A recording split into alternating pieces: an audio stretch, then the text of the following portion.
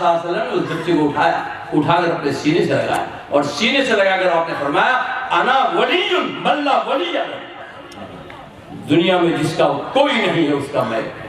आज मैं इस मुल्क में 15 करोड़ और 20 करोड़ हूँ, अगर इस मुल्क के अंदर कोई दलित भूखा मर जाए तो उसकी जिम्मेदारी सबसे ज्यादा मेरे ऊपर है। अगर इस मुल्क के अंदर कोई गरीब हिंदू या मुसलमान या सिख भूखा मर जाए तो उसकी जिम्मेदारी इस मुल्क के तमाम लोगों के मुकाबले पर मेरी जिम्मेदारी है। मुझको खुदा के यहाँ जवाब देना पड़ेगा कि मैं अपने घर में ऐश के साथ खाता हूँ और मेरे मोहल्ले में गरीब चाहे किसी मजहब का भी है वो भूखा सो रहा है तो मुझको कल खुदा के यहाँ जवाब देना पड़ेगा।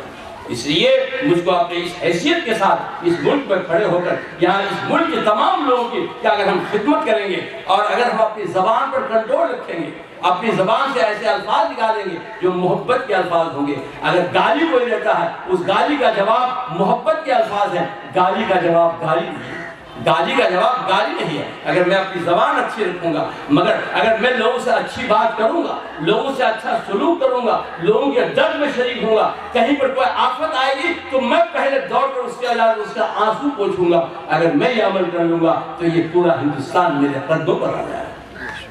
इसलिए मैं आपसे ये बात कहना चाहता हूँ कि इस आज़ादी के मौके पर आप सब के सब ये अहद कीजिए कि मेरा ये मुल्क है और इस मुल्क पर कभी हम आंच आने नहीं देंगे।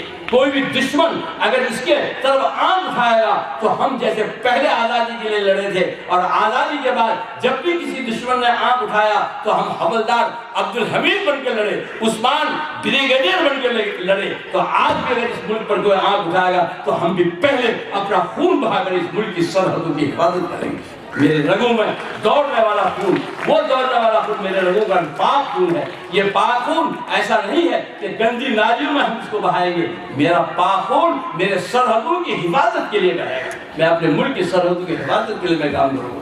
इसलिए आप इस अंदाज से कि आज अहद कीजिए कि इस मुल्क के अंदर ये जो झंडा हमने फहराया है इस झंडे की इज्जत को हम बरकरार रखेंगे। 26 जनवरी को जो संविधान हमने पास किया है जिसमें हिंदुस्तान के हर एक शहरी के लिए आज़ादी है, मसावत है, इख्तियार है, खुद मुख्तारी है, इन तमाम हुकूक के लिए अपने हुकूक के भी लिए लड़ेंगे। और अगर किसी भी कौम के हक के साथ नाइंसाफी होगी तो हम उनके लिए भी लड़ेंगे और लड़ करके इस मुल्क को खूबसूरत मुल्क बनाए रखेंगे। अल्लाह हमको इस मुल्क की खिदमत और हिफाजत की तौफीक अता फरमाए।